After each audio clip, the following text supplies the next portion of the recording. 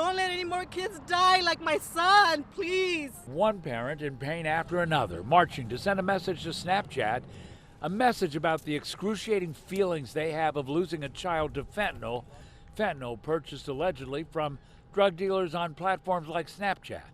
Young people thinking they were buying things like Percocet, according to their parents and friends, instead of what they ended up getting.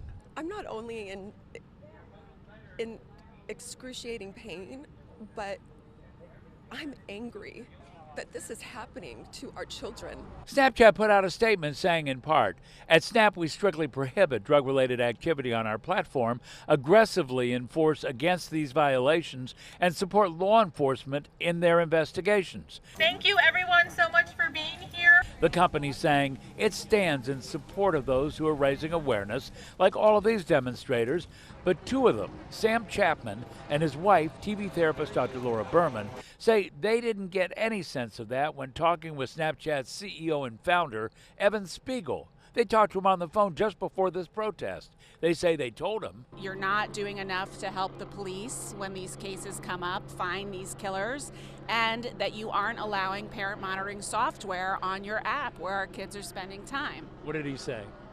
He said that there were privacy issues and that manual processes involved that prevented that.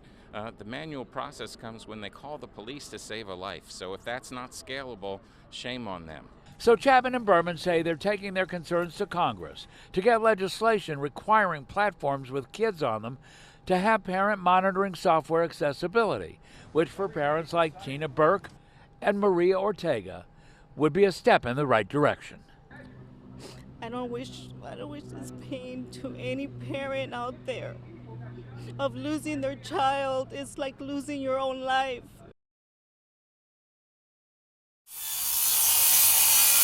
Once again, preparations for trouble. Preparing to cover these tall plate glass windows with plywood. This at a Bank of America branch on a busy Beverly Hills corner. Personally, I want to see business as usual, and I look forward to all this stuff to be, in a rearview mirror. One street over, Peter Garland, longtime Beverly Hills resident and restaurant owner, has never felt the need to board up his business, but understands those who do. And we'll get through this, and hopefully, hopefully we'll get the right verdict, and nobody will get angry. Still, the city taking a proactive approach, 1,700 K-rails in position to close off streets if needed. I think there will be demonstrations of some sort, regardless of the outcome. It could be worse if it's one way or the other, but we're anticipating that there'll still be people who want to voice their opinions, and that's okay. But if people come to our city with the intentions of doing ill will, it'll be dealt with accordingly.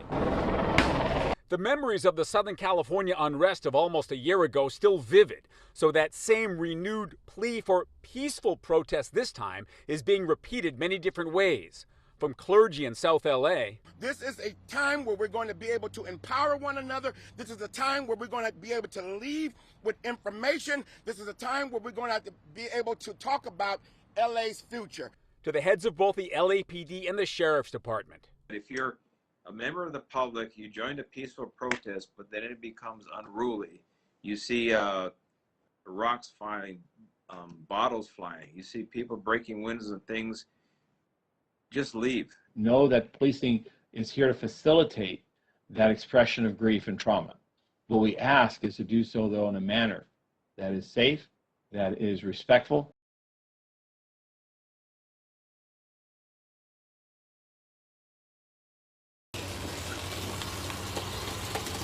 Her name is Coco. She's about 2 feet tall, 5 feet if you add in the flag.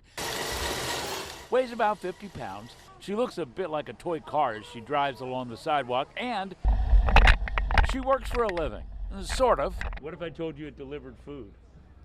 That'd be awesome. Kamali Moreno was just one of many taking second glances at this literal Meals on Wheels, food delivery without human contact at your door. You see Coco over there? That's Coco.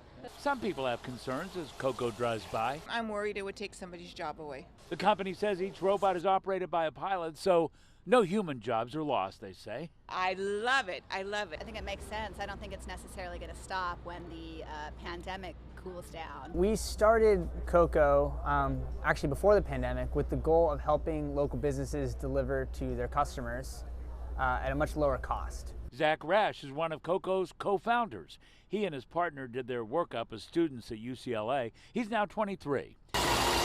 Rash says the self-driving industry was just moving too slow for them.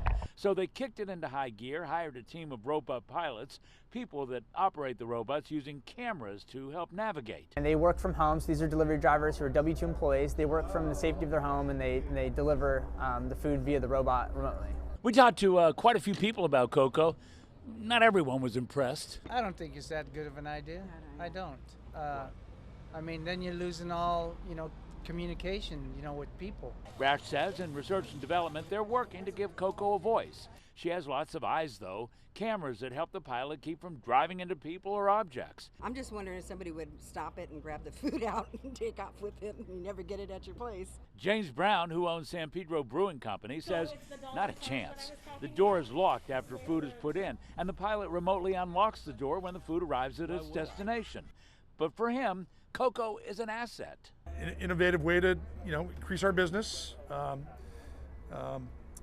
do some, COVID safe as far as transporting the food.